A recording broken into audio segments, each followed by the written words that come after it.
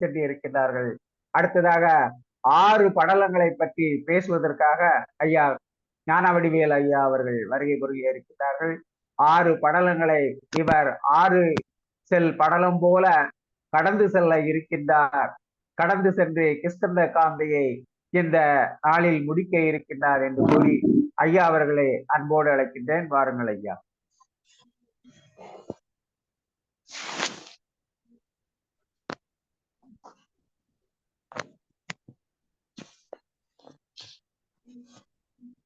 அருமை ஐயா. ஏன் நான் பேசுறது கேக்குதா? கேக்குது கேக்குது. மகிழ்ச்சி. பேரன்பிற்கும் பெருமதிப்பிற்கும் உரிய அறிஞர் பெருமக்களை அன்போடு வணங்கி மகிழ்கிறேன். இந்த நிகழ்ச்சி ஒரு இனிமையான நிகழ்ச்சியாக இதனை அமைத்து கொடுத்த அனைத்து பெரியவர்களுக்கும் என்னுடைய நன்றி அறிதலை தெரிவித்துக் கொள்கிறேன். அற்புதமாக தமிழ் வாழ்த்து பாடிய அம்மா ராமலட்சுமி அவர்கள், சிறப்பாக நெறியாளை செய்து கொண்டிருக்கக்கூடிய ஐயா பொதிகை செல்வராசன் அவர்கள், மிக மிக சிறப்பாக வரவேற்புரை நல்கிய ஏரிக்கரை இலக்கிய வட்டத்தினுடைய தனிப்பெரும் தலைவர் ஐயா கோபாலகிருஷ்ணன் அவர்கள், நன்றியுரை நவளவிருக்கிற உமாப்பா கபிலன் ஐயா அவர்கள், இந்த நிகழ்ச்சிக்கு தன்னுடைய பொன்னான நேரத்தை ஒதுக்கி தலைமையேற்க அனுமதி தந்து இந்த நிகழ்ச்சிக்கு ஒரு மிக சிறப்பான தலைமை உரையாற்றி அமர்ந்திருக்கக்கூடிய நல்லாசிரியர், மிகச்சிறந்த பேராசிரியர், தமிழ் முனைவர் அம்மா சரளா வி ஆறுமுகம் அவர்கள் பெங்களூரில் இருந்து இந்த நிகழ்ச்சிக்கு தலைமையேற்றிருக்கிறார்கள். அவர்கள் அனைவரையும் வணங்கி மகிழ்கிறேன். இந்த நிகழ்ச்சியில் ஆதரவும் தருவதற்கு கம்பராமாயணத்தை முழுதும் கரைத்து கொடுத்திருந்தாலும் ஒரு எளியனுடைய இந்த முயற்சிக்கு ஆதரவு, ஆக்கமும் ஊக்கமும் தருவதற்காக தங்களுடைய நேரத்தை ஒதுக்கி வந்திருக்கக்கூடிய பெருமக்கள் ஐயா தேசாபிமானம் அவர்கள், அந்தமான் கிருஷ்ணமூர்த்தி ஐயா அவர்கள், பானுமதி கிருஷ்ணகுமார் அம்மா அவர்கள், ரமணி அம்மாள் அவர்கள், ஆர்டி என்கிற பெயரிலே இணைந்திருக்கக்கூடிய பெரியவர்கள், ரங்கசாமி ஐயா அவர்கள் போன்ற அனைவரையும் வணங்குகிறேன். கவியறிவி காவு கிருஷ்ணமூர்த்தி அவர்களுடைய இந்த பணி, இந்த தொடர் பணி, கவிதை களஞ்சியம் என்று சொல்லுகிற அவருடைய இந்த இலக்கிய பணி என்பது தமிழ் இலக்கிய வரலாற்றில் மிக மிக முக்கியமான ஒரு பணி. எனக்கு நிச்சயம் ஒரு மிகப்பெரிய நம்பிக்கை இருக்கிறது. இன்றைக்கு நாம் செய்கிற இந்த காரியம் என்பது ஏதோ ஒரு கணத்தில், ஏதோ ஒரு காலத்தில், ஏதோ ஒரு சந்தர்ப்பத்தில் எவராவது இதை எடுத்து பார்ப்பார்கள், இது உள்ள சில கருத்துக்களை உள்வாங்குவார்கள், அதன் மூலமாக தமிழுடைய தனிப்பெரும் தன்மையை, பெருமையை உணர்ந்து கொள்வார்கள் என்ற நம்பிக்கை எனக்கு மிகவும் இருக்கிறது. ஏனென்றால் ஒரு முறை தமிழன் அவர்கள் தான் சொன்னார், சிலப்பதிகாரம் குறித்து நாம் நடத்திய ஒரு பட்டிமன்றத்தை அவருடைய ஐஏஎஸ் அகாடமியில் பயில்கிற மாணவர்கள் எடுத்து பார்த்து குறிப்பிடுத்திக் கொண்டார்கள் என்று சொன்னார். அது நிச்சயம் நிகழும் என்பதில் எனக்கு நம்பிக்கை இருக்கிறது. அப்படி நிகழ்கிற பொழுது கவியறிவி காவு கிருஷ்ணமூர்த்தி அவர்கள் செய்கிற இந்த மிகப்பெரிய காரியம் மிகவும் போற்றப்படும். ஏனென்றால் அவர்கள் தேடி தேடி முத்தெடுத்து நமக்கெல்லாம் ஒரு மாலையாக, ஐயா பொதிகை செல்வராசன் சொன்னது போல ஒரு மாலையாக இங்கு வழங்கி வருகிறார்கள். அதை கேட்கிற, அவர்தம் முகத்தை பார்க்கிற நாமெல்லாம் பேறு பெற்றவர்கள் என்ற வகையில் அவர்களை வணங்கி பெருமை சேர்க்கிறவர்களுக்கு நன்றி கடன் பட்டிருக்கிறேன். பெரியவர்களே, தும்பியினுடைய 101வது கூட்டம் தொடங்குகிற பொழுது கம்பராமாயணத்தை நாம் தொடங்கினோம். இது இன்றைக்கு 140வது கூட்டம். கிட்டத்தட்ட இந்த 40 கூட்டங்களில் ஒரு சில புத்தக மேடைகளை தவிர கிட்டத்தட்ட ஒரு 24, 25 கூட்டங்கள் நாம் இப்பொழுது இந்த நடத்தி இருக்கிறோம் கம்பராமாயணம் தொட்டு. இதிலே ஐயா பொதிகையார் சொன்னது போல இது 4வது காண்டம் நிறைவுறு பகுதியாக இந்த நிகழ்ச்சி அமைகிறது. இதை மேற்கொண்டு இழுக்க வேண்டாம் என்பதற்காகத்தான் 6 காண்டங்களை ஒரே அடி, 6 படலங்களை ஒரே அடியாக பேசி விடுவோம் என்று நான் முடிவு செய்தேன்.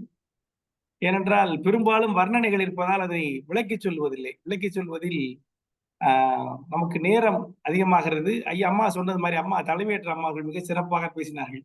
கம்பராமாயணத்தினுடைய ஒவ்வொரு பாடலும் ஒரு களஞ்சியம். அதிலே பல்வேறு கோணங்களில், பல்வேறு விதங்களில் அதை ஆய்வதற்கான நமக்கு பல்வேறு வாய்ப்புகளை கம்பன் வைத்திருக்கிறான். ஆனாலும் அத்தனையும் நாம் பார்த்து கொண்டிருப்பதற்கு ஆயுள் போதாது என்பதால் நாம் அந்த முக்கியமான செய்திகளை விட்டுவிடாமல், அதே சமயத்தில் கம்பன் என்கிற மாபெரும் கவியினுடைய அந்த ஆகப்பெரும் விஸ்வரூபத்தை தரிசிக்காமல் தவிர்த்து விடாமல் நாம் அவனை தரிசித்துக் கொண்டே நாம் நடந்து வந்து கொண்டிருக்கிறோம். அந்த வகையில் இந்த கூட்டம் 4வது காண்டத்தினுடைய இறுதி கூட்டமாக அமைகிறது, நிறைவு கூட்டமாக அமைகிறது என்பதை மகிழ்வோடு தெரிவித்துக் கொள்கிறேன். அதற்கு ஊக்கமும் ஆக்கம் தெரிவித்த உங்கள் அனைவரையும் மீண்டும் மகிழ்கிறேன்.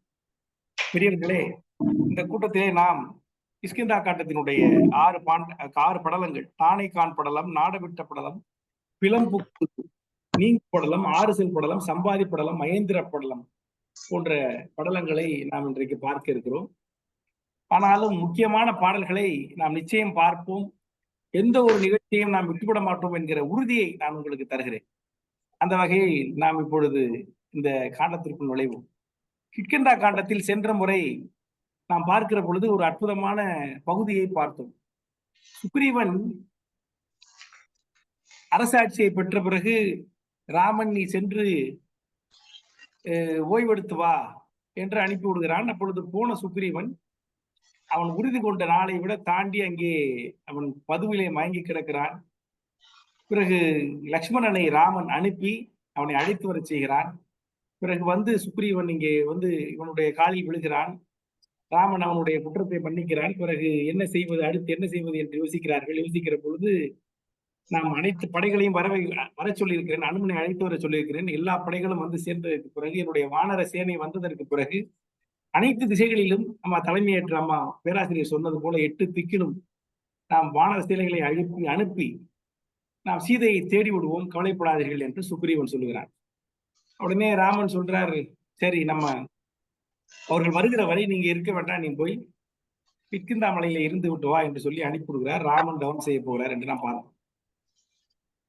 இதுல ஒரு முக்கியமான ஒரு பாட்டு, அதை நான் மறுபடி சொல்லணும் என்று ஆசைப்படுகிறேன். கம்பருடைய கவித்திரத்திற்கு மிகப்பெரிய எடுத்துக்காட்டு. அம்மா தலைமையேற்ற அம்மா சரளா பேராசிரியர் அவர்கள் சொன்னார்கள், சரளா ஆறுமுகம் அவர்கள் சொன்னார்கள், கம்பருடைய ஒவ்வொரு பாடலும் ஒரு களஞ்சியம். அதற்கு ஒரு எடுத்துக்காட்டாக இந்த பாடலை சொல்லலாம். அதுல ஒரு அற்புதமான ஒரு பாட்டு வருது. என்னன்னா, நஞ்சம் அதாவது சுக்ரீவன் போய் தன்னுடைய காலம் உறுதி கொடுத்த காலத்தை தாண்டி இன்னமும் அவன் மதுமயக்கத்திலே கிடக்கிறான். ராமனை வந்து சந்திக்காமல் காலம் தாழ்த்து கொண்டிருக்கிறான். அப்பொழுது லக்ஷ்மணனை ராமன் அனுப்புகிறார். அப்பொழுது அவன்கிட்ட சொல்றார், அவன்கிட்ட போய் சொல்லு, பாலியை கொன்ற அம்பிலே ஒரு அம்புகள் அது போன்ற அம்புகள் நிறைய நம்மிடம் இருக்குன்னு சொல்லு. அவன் வந்து தன்னுடைய சொன்ன சொல்லை மீறி விட்டான், நட்பை மதிக்காமல் விட்டான், நன்றி கொண்டவனாக மாறிவிட்டான் என்கிற கோபத்துல இந்த பாட்டை சொல்றார். அதை வந்து கம்பர் சொல்லுகிறார். நஞ்சம் அன்னவரை நலிந்தால் அது வஞ்சம் என்று, நஞ்சம் அன்னவரை நலிந்தால், அது நஞ்சு போன்ற தன்மை உடைய மக்களை நலிந்தால், அவர்களை தண்டித்தால் அது வஞ்சம் என்று, அது தப்பு இல்லை. இது மனு வழக்கு, இது மனு நீதி. ஆதலால் அஞ்சில் 50 ஒன்றும் அறியாதவன் நெஞ்சில் நின்று நிலாவ நிறுத்துவாய் என்று அந்த ஒரு உரை சொல்லி அனுப்புகிறார். இத கம்பர் எழுதுகிறார். இந்த 2 வரி பாருங்க, அஞ்சில் 50 ஒன்று அறியாதவன் நெஞ்சில் நின்று நிலாவ நிறுத்துவாய் என்று சொல்லி அனுப்புகிறார். அப்படின்னா என்ன அர்த்தம்? அஞ்சில் 50 ஒன்று அறியாதவன், அஞ்சில்னா அச்சமில்லாத, அம்பு என்னுடைய அம்பு அதில் ஒன்று அறியாதவன், அவன் என்ன அந்த அம்புனுடைய பலத்தை அவன் இன்னும் பார்க்கவில்லை. அவங்க அண்ணன் தான் பார்த்திருக்கிறான், ஆனா இவன் இன்னும் பார்க்கல. அது அறியாதவனாக சுக்ரீவன் இருக்கு. அவன் நெஞ்சில் நின்று நிலாவ நிறுத்துவாய், அவன் நெஞ்சில போய் இந்த அம்பினுடைய வலிமையை உணர்ந்து கொள்ளுமாறு அவனிடம் உரைத்து விட்டு வா என்று சொல்லி ராமர் அனுப்புகிறார். இதை ஒரே அர்த்தத்துல நம்ம கடந்து போயிடலாம். ஆனா இந்த 2 வரிகளில் 5 பொருளை வைத்திருக்கிறான் கம்பன். அதுதான் கவி சக்கரவர்த்தி என்று இன்றைக்கு உலகம் போட்டுக்கிறது. சொன்னால் ஊருக்கு ஊர் கம்பன் கழகம் இருக்குன்னா அது என்னது? இதை தேடி தேடி இந்த திரவியத்தை நாம் தேடிக்கொண்டே இருக்கிறோம். தங்க சுரங்கத்திலிருந்து தோண்டிக் கொண்டே இருக்கிறோம்.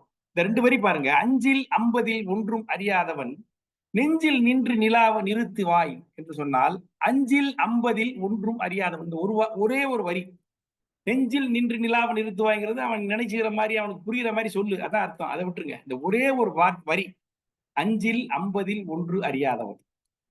முதல் பொருள் நான் சொன்னது, அஞ்சில் 50 ஒன்று அறியாதவன், அச்சமில்லாத அம்பு அதில் ஒன்றை அறியாதவன். அந்த என்னுடைய அச்சமில்லாத என்னுடைய அம்பினுடைய வலிமையை அறியாதவன் என்கிறது முதல் பொருள்.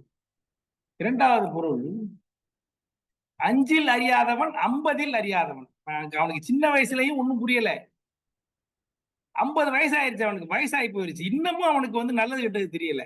அஞ்சில் ஒன்று அறியாதவன், 50ல் ஒன்றும் அறியாதவன், அவன் நெஞ்சில் நின்று நிலாவ நிறுத்துவாய். அவனுக்கு புரியுற மாதிரி போய் சொல்லு என்கிற ஒரு பொருள் இரண்டாவது பொருள். மூன்றாவது பொருள், அஞ்சில் 50ல் ஒன்று அறியாதவன். அப்படின்னா அந்த 5 50ங்கிறத வந்து சேர்த்து பிடிங்க. அஞ்சிலம்பதில் அப்படின்னா அஞ்சு சிலம்பு, சிலம்புனா மலை. அஞ்சிலம்பதில் அப்படின்னா அந்த மலையில் இருப்பவன் ஒன்றும் அறியாதவனாக இருக்கிறான். சுக்ரீவன், அந்த மலையில் இருக்க சுக்ரீவன் ஒன்றுமே அறியாதவனாக இருக்கிறான். அவன் நெஞ்சில் நின்று நிலாவை நிறுத்துவாய் என்பது மூன்றாவது பொருள். நான்காவது பொருள், அஞ்சிலம் பதில் ஒன்றும் அறியாதவன். அஞ்சிலம்னா அச்சமில்லாமல், அச்சமில்லாமலும் அவன் இருக்கிறான், நமக்கு சொல்வதற்கு எந்த பதிலும் சொல்லாதவனாகவும் இருக்கிறான். அஞ்சிலம் பதில் ஒன்று அறியாதவன், அச்சமில்லாதவனாகவும் இருக்கிறான், பதில் சொல்ல இயலாதவனாகவும் இருக்கிறான். அவன் நெஞ்சில் நின்று நிலாவ நிறுத்துவாய் என்பது நான்காவது பொருள். ஐந்தாவது பொருள், அஞ்சு அஞ்சில் 50ல் ஒன்று அறியாதவன். 5 50 1 இதை கூட்டுங்க. 5 + 50 55 + 1 6 56. 56ல் அறியாதவன் என்று சொன்னால் 56வது வருடம் துந்துபி வருடம். இப்ப துந்துபி என்கிற ஒரு மிகப்பெரிய அரக்கனுடைய எலும்பு கூட்டை லட்சுமணன் அவனுடைய சுண்டு விரலால், அவனுடைய கால் பெருவிரலால் வெட்டி உதைக்க அது பறந்து போய் வந்து விழுந்தது. அப்படிப்பட்ட ஆற்றலை உடைய நாம் இருவருடைய ஆற்றலையும் அறியாதவனாக சுக்ரீவன் இருக்கிறான். அவன் நெஞ்சில் நின்று நிலாவை நிறுத்துவாய். அந்த துந்துபி வருடம் என்கிற பெயரை வருமாறு பாடி அந்த துந்துபியினுடைய எலும்புக்கூட்டை தூர வீசி அடித்த நம்முடைய ஆற்றலை அறியாத சுக்ரீவன் இன்னும் இருக்கிறான். அவனுக்கு நெஞ்சில் நின்று நிலாவை நிறுத்துவாய் என்று அந்த ஒரு வரி, அஞ்சில் 50ல் ஒன்று அறியாதவன் என்கிற அந்த ஒரு வரிக்கு 5 பொருள் நாம் காணுகிற வகையில், 5 பொருளும் இந்த நிகழ்ச்சிக்கு தகுந்த வகையில், 5 பொருளும் அதே அறிவுரையை அதே நோக்கத்தை உணர்த்துகிற வகையில் கம்பன் அமைத்திருப்பது என்பது அவனுடைய மிகச்சிறந்த எடுத்துக்காட்டு. அவனுடைய இமாலய திறமைக்கான ஒரு மிகப்பெரிய எடுத்துக்காட்டாக அமைகிறது என்று நாம் பார்த்தோம். இப்படிப்பட்ட பல்வேறு பாடல்கள் நிறைந்த இந்த கிஷ்கிந்தா காண்டத்தில் இப்பொழுது நாம வந்து இப்போ தானைகான் படலம் அதுக்கு வந்துட்டோம். தானைகான் படலம் அம்மா அழகாக சொன்னார்கள். தானை என்று சொன்னால் சேனை, அந்த சேனையை பார்க்கிற படலம். இப்பொழுது சுக்ரீவன் இங்கே தன் சேனையோடு வந்து விட்டான். இப்போ என்னன்னா அந்த சேனை பூரா வந்துருச்சு. அந்த சுக்ரீவன் வருகிற பொழுது அனுமனை அழைத்துக் கொண்டு வர சொல்கிறான். அவனோடு யாரெல்லாம் வருகிறார்கள் என்று கம்பர் விலாவாரியாக எழுதுகிறார். சுடேனனன் அப்படிங்கிற ஒரு தளபதி, அவன் 10 லட்சம் வானர சேனையோடு வருகிறான். கேசரி என்பவன் 50 லட்சம் கோடி என்று சொல்லக்கூடிய வானர சேனையோடு வருகிறான். தூமிரன் என்கிற படைத்தலைவன் 2000 கோடி கரடிகளோடு வருகிறான். கரடி கூட்டத்தை கூட்டி வருகிறான். கவாட்சன் என்கிற ஒரு படைத்தலைவன் 4000 கோடி. எத்தனை கோடின்னு என்னால எண்ண முடியல, உட்கார்ந்து என்ன அரை மணி நேரம் ஆகும் போல இருக்கு. அவ்வளவு கோடி, ஒவ்வொருத்தரும் அவ்வளவு கோடி கொண்டு வருகிறான். பனசன் என்கிறவன் 1000 கோடி குரங்குகளோடு வருகிறான். நீலன், அவன் தான் தனிப்பெரும் தலைவன், படைத்தலைவன், அனைவருக்கும் தலைவன் நீலன். அவன் 15 கோடி வானரங்களை கூட்டிக் கொண்டு வருகிறான். கரிமுகன் என்பவன் 30 கோடி வானரங்களை கூட்டிக் கொண்டு வருகிறான். கயன் என்பவன் 30,000 கோடி கொண்டு வருகிறான். சாம்பவான் 600 கோடி வானரங்களை கொண்டு வருகிறான். துன்முகன் என்பவன் 20 லட்சம் கோடி, 20 லட்சம் கோடி வானரங்களை கூட்டி வருகிறான். துமிந்தன் என்பவன் 100 லட்சம் கோடி என்ற எண்ணுள்ள அளவு வானரங்களை கூட்டிக் கொண்டு வருகிறான். மைந்தன் என்பவன், அவனுடைய எண்ணிக்கையை அளக்கவே முடியல, பல லட்சம் கோடி வானரங்களை அழைத்துக் கொண்டு வருகிறான். குமுதன் என்பவன் வானரம் 9 கோடி எடுத்து வருகிறான், கூட்டி வருகிறான். பதுமுகன் என்பவன் 49,000 கோடி வருகிறான். இடவன் என்கிற படைத்தலைவன் 900 கோடி. தீர்க்கபாதன் என்பவன் எண்ணி கடக்க முடியாத அளவிற்கு. இதற்கு மேல அனுமன், அவன் பங்குக்கு ஒரு 5000 கோடி வானர சேனையோடு வருகிறான். இப்படி பல கோடி வானர சேனைகளை கூட்டிக் கொண்டு அவனுடைய மிகப்பெரிய படை, சுக்ரீவனுடைய படை. நான் என்ன நினைக்கிறேன், இந்த உலகத்துல உள்ள குரங்குகள் எல்லாம் வாலியும் சுக்ரீவன் கண்ட்ரோல்ல இருந்திருக்கு போல இருக்கு அந்த காலத்துல. இந்த உலகத்துல உள்ள, ஏன்னா அவ்வளவு உலகத்துல உள்ள குரங்குகள் எல்லாம் கூட்டினா தான் எத்தனை கோடி வரும். இப்ப நம்ம சொல்லுவோம்ல, இப்ப இந்தியாவினுடைய மக்கள் எல்லாம் 100, 130, 140 கோடி மக்களுக்கும் ஒரு பிரதமர் சொல்ற மாதிரி இந்த உலகத்தில் உள்ள எல்லா வானரங்களுக்கும் தலைவனாக வாழி இருந்திருக்கிறான் என்று கருத வேண்டியிருக்கிறது. அப்படி 10,000 கோடி வானரங்களை கொண்டு வந்து அங்கே கொண்டு வந்து குவித்து விட்டார்கள். அனுமன் நினைப்பதற்கு மேல 5,000 கோடி வானரங்களோடு வந்து சேர்கிறான். இப்படி இந்த வானரப்படையை வந்து அந்த அந்த ஒவ்வொரு கொண்டு வரதையும் நான் ஒரே தாண்டி போயிட்டேன். அதுக்கு ஒவ்வொருவருக்கும் ஒரு பாடல் சொல்கிறார் கம்பர். இந்த வானரப்படை எப்படிப்பட்ட சிறப்பு உடையது என்று பார்த்தால் கம்பர் சொல்லுகிறார், எண்ணின் நான்முகர் 70,000 இயலார். நான்முகன் பிரம்மதேவன் இருக்கான் பாருங்க, அவங்க 40,000 பேர் இருக்காங்க. அவங்க 40,000 பேர் எண்ணுனா கூட அவங்களால எண்ண முடியாது. உண்ணின் அண்டங்கள் ஓர் பிடி உண்ணவும் உதவா. இந்த வானர கூட்டம் எல்லாம் சேர்ந்து சாப்பிட ஆரம்பிச்சா இந்த அண்டம் இருக்கு பாருங்க, இந்த அண்டம் வந்து ஒரு பிடிக்கும் உதவாதான், ஒரு பிடிக்கும் பத்தாதான். கண்ணின் நோக்குரின் கண் முதலானுக்கும் கதுவா. கண் முதலான் யாரு? சிவபெருமான். 2 கண்ணு கூட்டல் 1 3 நெற்றி கண். 3 கண்ணால பார்த்தாலும் சிவபெருமானாலையும் முழுமையாக பார்க்க முடியாது. அந்த மண்ணின் மேல் வந்த வானர சேனையின் வரம்பு இப்படிப்பட்டது. எண்ணின் நான்முகன் 70,000 இயலா. உண்ணின் அண்டங்கள் ஒரு பிடி உண்ணவும் உதவா. கண்ணின் நோக்கரின் கண்ணுதலானுக்கும் கதுவா. மண்ணின் மேல் வைந்த வானர சேனையின் வரம்பே என்று யார் பாடுகிறார்? கம்பர் பாடுகிறார். இந்த வானர சேனையினுடைய அளவு, அப்படிப்பட்ட அளவு வந்து குவிந்து விட்டது. இந்த வானசேனைக்கு என்ன பலம் இருக்கிறது என்று கம்பர் சொல்கிறார். ஒடிக்கு மேல் வடமேர்வை ஒடிக்கும். இந்த வடமேர்மடை மேல்மலையை ஒடிச்சு போடாது. அப்படியே இடுக்கு மேல் வானக முட்டையும் இடிக்கும். பிடிக்கு மேல் பெருங்காற்றையும் கூற்றையும் பிடிக்கும். காற்றையும் கூற்றையும் பிடிச்சிருமா. குடிக்கு மேல் கடல் 7ஐயும் உடங்கையில் குடிக்குமா. 7 கடலையும் அந்த உள்ளங்கையில வச்சு குடிச்சிருமா அந்த வானரப்படை. அப்படிப்பட்ட அளவு அந்த படையினுடைய அளவு வரம்பு இருந்தது என்று கம்பர் கூறுகிறார். பிறகு வந்த எல்லாரும் வந்து சுக்ரீவனை வணங்குகிறார்கள். சுக்ரீவன் வந்து சேனையை வந்து பாருங்க என்று ராமனை வந்து பார்க்கிறார். ராமன் வந்து பார்த்தா அல்லும் பகலும் பார்க்கிறார்கள். ஆனால் அந்த வானரப்படையினுடைய அந்த நடுப்பகுதியை கூட அவர்களால் பார்க்க முடியவில்லை. 2 பேரும் சுத்தி சுத்தி வந்து பார்த்தா கூட வானரப்படையினுடைய நடுப்பகுதியை கூட அவரால் பார்க்க முடியவில்லை. அதை தாண்டியும் படை நீண்டு கொண்டே இருக்கிறது. அளவில்லாத படை அங்கே குமிந்திருக்கிறது என்று அவர்கள் பார்க்கிறார்கள். பார்த்த உடனே 2 பேரும் மகிழ்ந்து போறார்கள். அம்மா அண்மையா சொன்னாங்க, இனிமே காலம் தாமதம் ஏன் செய்ய வேண்டும், உடனடியா தேடுவோம் என்று ராமன் சொல்லுகிறான். சொன்னதற்கு பிறகு உடனே லக்ஷ்மணன் அதை சொல்லுகிறான். சொன்னதற்கு பிறகு அவர்கள் அடுத்த பகுதிக்கு செல்கிறார்கள். இது தானே கான் படலம். இப்பொழுது பல மடங்கு படைந்த அளவிட முடியாத படை, வானர படை அங்கே குவிந்திருக்கிறது. அந்த சேனையை இவர்கள் காண்கிறார்கள். அந்த படலம் உரையப்படுகிறது. அந்த அந்த வானர சேனைகளுடைய பலத்தை கம்பர் அழகாக சொன்னார் என்று நாம் பார்ப்போம். அடுத்து நாடவிட்ட படலம். இந்த படலத்துல இவங்க இந்தந்த படைகள் இந்தந்த பக்கம் போங்க என்று அவர்களை தேட விடுகிற அந்த படலம்.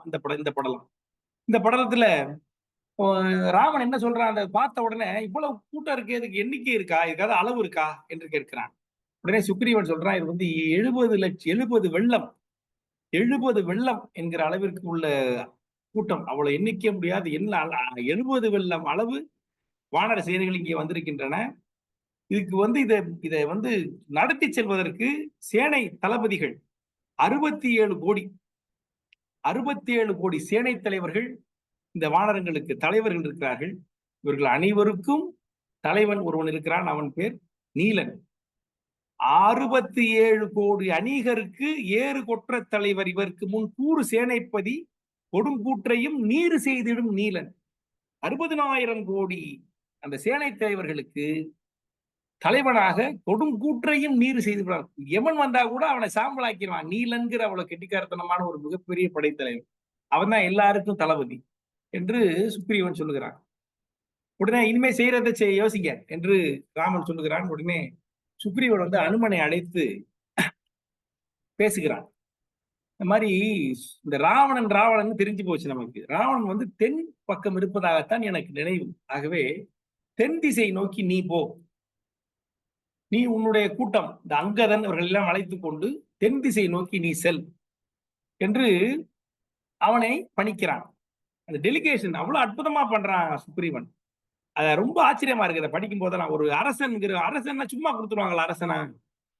அந்த சுக்ரீவன் எப்படி அந்த படைகளை ஒன்று சேர்க்கிறான், எப்படி அவர்களை அனுப்புகிறான், எப்படி அந்த கமாண்ட் என்ன பண்ணணும்னு சொல்றான், அதெல்லாம் பார்க்கிற போது ரொம்ப ஆச்சரியமாக இருக்கிறது. யாருக்கிட்ட அந்த டெலிகேஷன், இதனை இவன் முடிக்கும் என்றாந்து, இதனால் இவன் முடிக்கும், அதனை அவன் கண் விடல். இப்ப நமக்கு தெரியும், உலகம் பூரா எங்கே வேணாலும் ராவணன் கொண்டு வைக்கலாம், அவனுக்கு அவ்வளவு பவர் இருக்கு. ஆனால் அவன் இருக்கிற இடம் தென் திசை. ஆகவே தென் திசையில சீதை இருப்பதற்கு அதிக வாய்ப்பு இருக்கு. ஆகவே தென் திசை பக்கம் அனுமனை அனுப்பணும் என்று அவன் டெலிகேட் பண்றான்.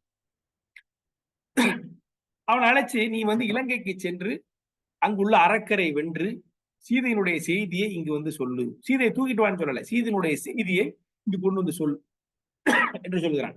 நீ போகிற பொழுது அங்கதன், சாம்பவான் ஆகியோரோடு 2 வெள்ளம் சேனையை அணைத்துக் கொண்டு நீ போ என்று அவங்களுக்கு ஒதுக்கி கொடுக்கிறான். பிறகு பிற திசைகளில் மற்ற திசை எல்லாத்துக்கும் சுடேனன் என்பவங்க தலைவனா வச்சு, நீ இந்தந்த திசைகளுக்கு ஆட்களை அனுப்பு என்று சொல்லி அவர்களை இருக்கிறார்கள். அவர்கள் மீதி 4 திசைகள் இருக்குல்ல, தெற்கு இங்க அனுப்பிச்சிட்டான். கிழக்கு, மேற்கு, வடக்குக்கு 3 படைத்தலைவர்கள் தலைமையில் அந்த வானர சிறைகளை அழகாக பிரித்து அனுப்புகிறான். அந்த அனுப்புகிற பொழுது இவர்கள்ட்ட சொல்றான், தெற்கை நோக்கி போறவங்கள்ட்ட சொல்றான், என்னன்னா நீங்க என்னென்னலாம் எதிர்கொள்வீர்கள் என்று சொல்கிறான். நருமதை ஆறு வரும், ஏவகூட மலை வரும், வடபெண்ணை வரும், தண்டகம் வரும், முண்டகத்துறை வரும், பாண்டுவின் மலை வருவதை பார்ப்பீர்கள், கோதாவரி அங்கே குறுக்கே ஓடும், சுவன நதி வரும், சந்திரகாந்தம், கொங்கவை, குவிந்தம் போன்ற மலைகள் அங்கே வரும், அதை தாண்டி அருந்ததி மலை உனக்கு குறுக்கே வரும். தெற்கே நோக்கி போறிய அனுமன்ட்ட சொல்றான், இதெல்லாம் குறுக்கே வரும், இதெல்லாம் நீ தாண்டணும், எல்லா இடத்தையும் தேடணும், எல்லா இடங்களிலும் தேடணும். அதான் சுக்ரீவனுடைய அந்த திறமை. அந்த நாடு, அதாவது இந்த உலகத்தை பூரா அவன் தெரிஞ்சு வச்சிருக்கான். இவ்வளவு இடங்கள் இங்க இருக்கின்றன, எந்த இடத்தையும் நீ முற்றாம தேடணும் என்று எல்லாவற்றையும் தெளிவாக குறிச்சு சொல்லி அனுப்புறான். அவ்வளவும் பாட்டு வச்சிருக்காரு கம்பர். அருந்ததி மலையை தாண்டின உடனே என்ன வரும்? தென் தமிழ்நாடு வரும். புதிய செல்வராஜன் ஐயா ஒரு கூட்டத்தில் கூட சொன்னார், தமிழ்நாடு, தமிழ் என்கிற வார்த்தையெல்லாம் கம்பன் அதிகம் பயன்படுத்தியிருக்கிறார். அதற்கான அற்புதமான பாடல்கள் இந்த கிஷ்கிந்தா காண்டத்துல இருக்குது. அவர் சொல்றார், தென் தமிழ்நாட்டு அகன்பொதியில் திருமுனிவன் தமிழ்ச்சங்கம் சேர்கிற்பீரேல். அகத்திய முனிவன் நடத்துகின்ற அந்த தமிழ்ச்சங்கம் அங்கே போனால் என்றும் அவன் உறைவிடமாம் ஆதலினால் அம்மலையை இறைஞ்சி ஏகி பொன் திணிந்த புனல் பெருகும் பொருணை என்னும் திருநதி பின்பு ஒழிய தடஞ்சாரல் மகேந்திரமா நெடுவரையும் கடலையும் காண்டீர். தென் தமிழ்நாடு போய் பொருணை நதியை அந்த மலையில் இருக்கக்கூடிய அகத்தியன் இருக்க பகுதியை வழங்கி விட்டு அங்கெல்லாம் தேடிட்டு அதையும் தாண்டி நீ போனீங்கன்னா அங்க மகேந்திர மலை என்று சொல்லக்கூடிய ஒரு மலை இருக்கும், அதையும் தாண்டி கடல் இருப்பதை பார்ப்பீர்கள். மகேந்திர மலையையும் கடலையும் நீ பார்ப்ப, அது வரைக்கும் விடாம தேட வேண்டும் என்று தெளிவா திட்டமிட்டு அழகா அந்த அவர்களை அனுப்புகிறான் சுக்ரீவன். அங்க தென் தமிழ்நாடுல என்னென்ன போறோம்னு இன்னும் பர்டிகுலர் சொல்றான் அவன். அங்க நீ முதலில் சோழ நாடு வரும், சோழ நாடு, அந்த சோழ காவிரி பாயக்கூடிய சோழ நாடு வரும். அந்த சோழ நாடை தாண்டி அங்கே தேடிட்டு அதற்கப்புறம் மலைநாடு என்று சொல்லக்கூடிய சேர்நாட்டு பகுதியை தேடிவிட்டு பிறகு முத்தமிழும் வளர்க்கிற பாண்டிய நாடு, அந்த பாண்டிய நாடிலும் நீ தேட வேண்டும், தேடித்தான் கடல் போய் பார்க்கணும் என்று தெளிவாக திட்டமிட்டு சொல்கிறான். துறக்கம் உற்றார் மனம் என்ன துறைகள் நீர் சோநாடு கடந்தால்.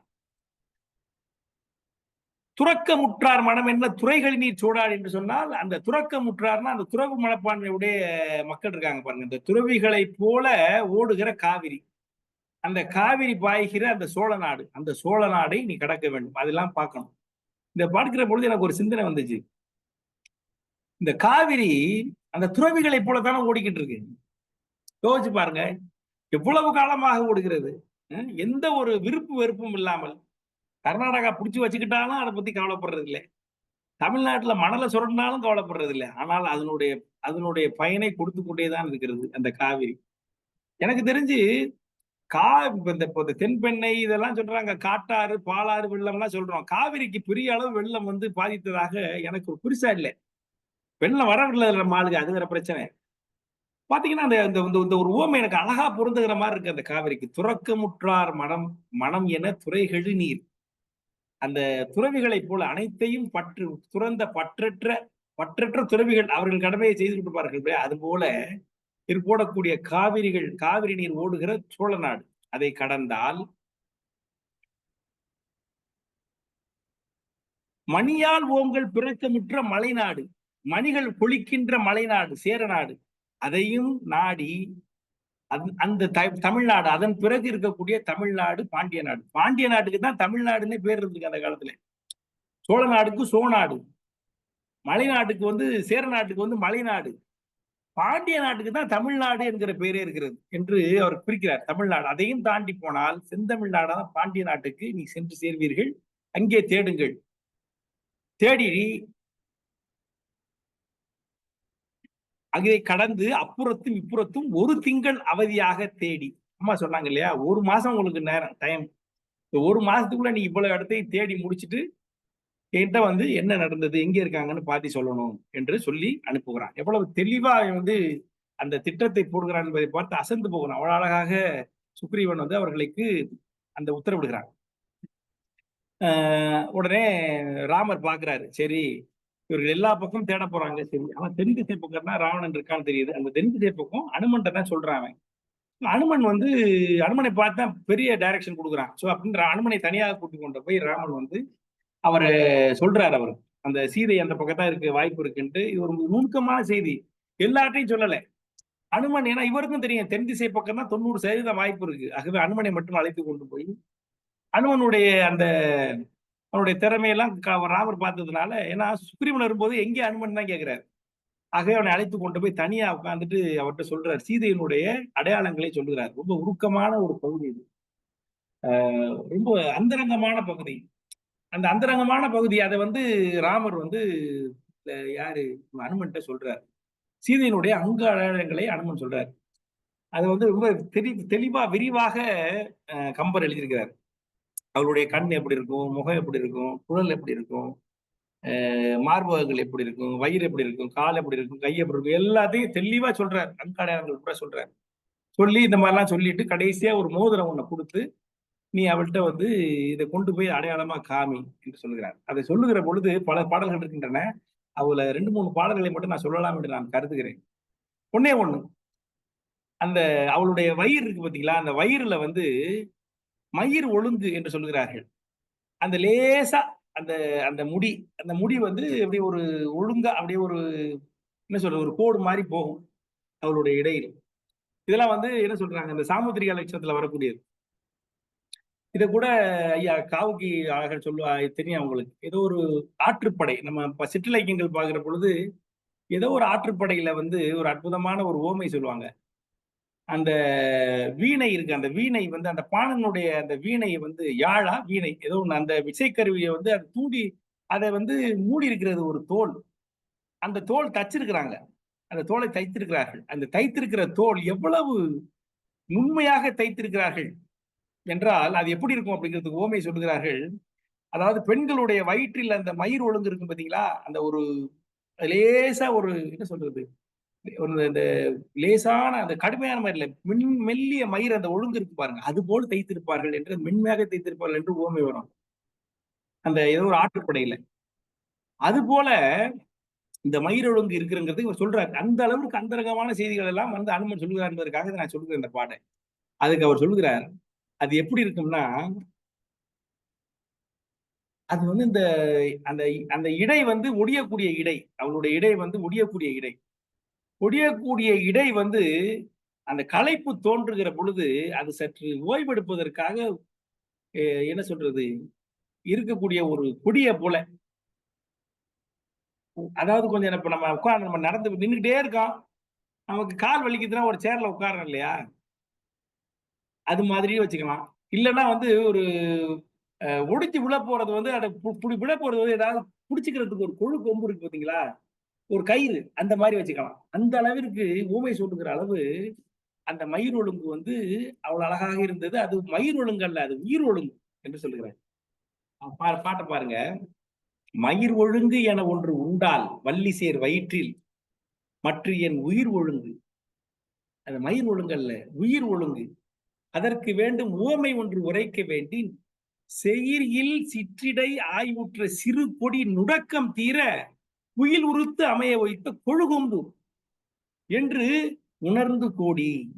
என்ன சொல்லுகிறார் என்று சொன்னால், இடையாகிய கொடி துவளாமல் படர்வதற்கு நாட்டிய கொழு கொம்பு போன்றது.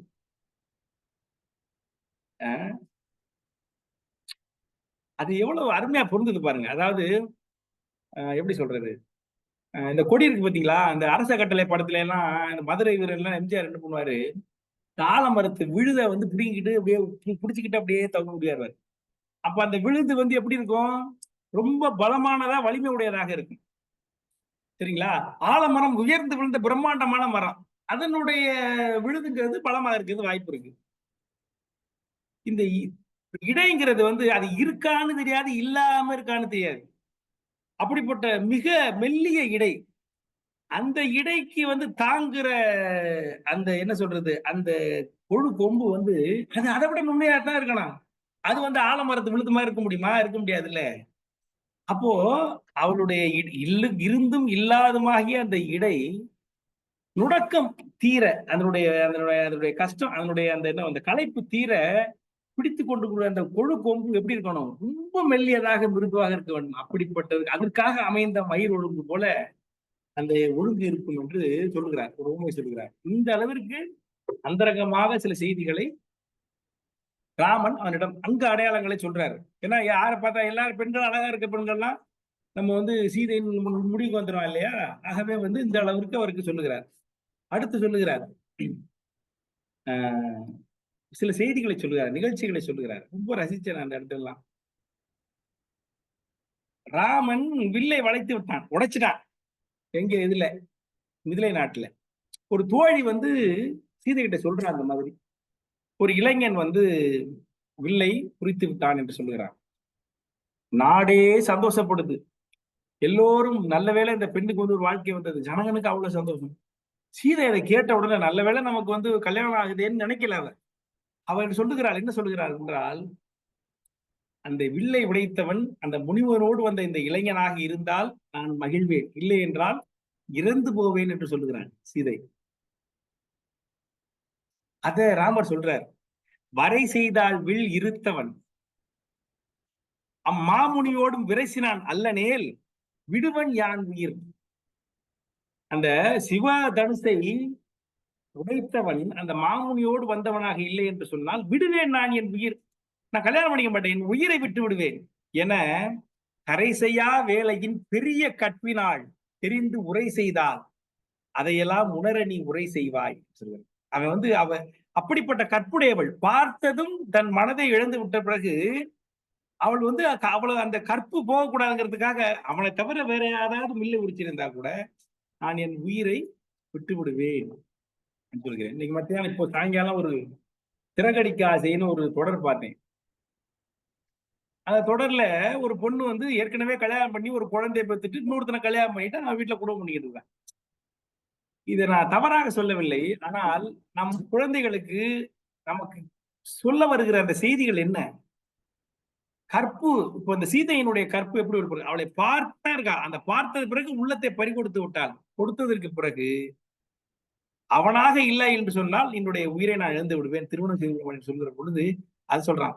என்ன சொல்லுகிறான், பெரிய கற்பினால், அந்த பெரிய கற்பினால் தெரிந்து உரை செய்தால் அதையெல்லாம் உணர நீ உரை செய்வாய் என்று சொல்கிறார். அந்த செய்தியை சொல்லி சொல்லுகிறார். அந்த பாட்டினுடைய அழகுக்காக மறுபடி பாடுறேன். வரை செய்தால் வில் அறுத்தவன் அம்மாமுனியுடன் விரைசினான் அல்லனேல் விடுவன் என் உயிர் என கரை செய்யா வேலையின் பெரிய கற்பினல் தெரிந்து உரை செய்தாள் அதையெல்லாம் உணர நீ உரை செய்வாய், அதை போய் அவள்கிட்ட சொல்லு. அப்போ வந்து நான் தான் அனுப்பிச்சேன் என்று அவள் தெரிந்து கொண்டு அவள் வந்து ஒரு மின்னலை போல வந்தாள், வானத்திலேர்ந்து இறங்கி வருகிற மின்னலை போல அவள் வந்தாள். அவளை நான் பார்த்தேன், அப்பொழுது எங்கள் 2 கண்களும் சந்தித்தன, அதை சொல் என்று சொல்லுகிறார். பிறகு எனக்கு காட்டுக்கு போகிற மாதிரி ஒரு சிச்சுவேஷன் வந்துருச்சு. இந்த என் கைகை ஆணையிட்ட பிறகு நான் காட்டுக்கு போக முடிவு செய்து விட்டேன். அப்பொழுது ஆனா அவளும் தயாராயிட்டா வர்றதுக்கு. உடனே நான் சொல்றேன் அவள்கிட்ட, இவ்வளவு நாளும் எனக்கு ரொம்ப இன்பம் கொடுத்தவளாக இருந்தாய், நீ என்னுடன் வந்தால் துன்பம் தருபவளாக ஆகிவிடுவாய், ஆகவே நீங்க நல்லபடியா இரு என்று நான் அவளிடம் சொன்னேன், அதை அவளிடம் சொல் என்று சொல்லுகிறேன். அடுத்து சொல்றாரு, நான் இதை சொன்ன உடனே கண்ணெல்லாம் அழுது வீங்கி என் காலை பிடிச்சிட்டு அழுதா. என்ன சொல்லி அழுதா என்ற, என்னை தவிர இந்த உலகத்துல இருக்க மத்த எல்லாம் உனக்கு இன்பம் தருவது, நான் ஒருத்தி உன் கூட வந்தா தான் துன்பம் தருவதா, அப்ப நான் தான் உனக்கு துன்பம் தருவனாக ஆவேனா, உன்னுடன் வருவது உனக்கு துன்பம் தருவதாக ஆகிவிடுமா என்று சொல்லி அழுதான். அதை சொல்லு, அதை சொல் என்று சொல்லுகிறார். பிறகு என்ன சொல்றாரு? மல்லல் மாநகர் துறந்து ஏகும் நாள் மதிதோடும் கல்லின் மாமதில் மணிக்கடை கடந்தினர் முன். அந்த நாள், அந்த நாங்க வெளியே போற நாள், அந்த மதில் கூட கடக்கல. நாங்க அந்த மாநகர், அந்த நகரத்தினுடைய அந்த காம்பவுண்ட் இருக்குல்ல, அந்த சுற்றுச்சுவர், அதை கூட கடப்பதற்கு முன்பு எல்லை தீர்வு அறிய வெங்கானம் ஈதோ என சொல்லினாள். அவ அந்த மதில கூட நான் கடக்கவில்லை. அதை கடக்கிறதுக்கு முன்னாடி அவ சொல்றா, வந்துட்டமா, காட்டுக்கு வந்துட்டமா, வந்துருச்சா, காடு வந்துருச்சா என்று கேட்கிறாள். அதை போய் அவள்கிட்ட சொல்லு. அந்த அளவிற்கு பேதை பெண்ணாக இருந்திருக்கிறாள். சீதைக்கு தன் கணவனை தவிர ஒன்றுமே தெரியவில்லை. அந்த அளவிற்கு அவள் பேதை பெண்ணாக இருந்திருக்கிறாள். அதை சொல்றாரு. நாங்கள் அந்த மாநகருக்கு நாங்கள் வெளியே முடிவு பண்ணி கிளம்பி அந்த மாநகரனுடைய மதிலை கூட தாண்டவில்லை. ஆனால் சீதை கேட்கிறாள், கானகம் வந்து விட்டதா என்று கேட்டாள். அதை போய் அவரிடம் சொல்லுவாய் என்று சொல்லி அவன் சொன்ன அந்த செய்தியை சொல்லுகிறான். கண்ணகி கூட சிலப்பதிகாரத்துல கண்ணகி கூட பாடுறா இல்லையா, கேட்கிறா இல்லையா, நகரத்து எல்லையில், புகாநகரத்து எல்லையிலேயே மதுரை மூதூர் யாது, மதுரை வந்துருச்சா என்று கேட்டாளாம் கண்ணகி. அது மாதிரி சீதை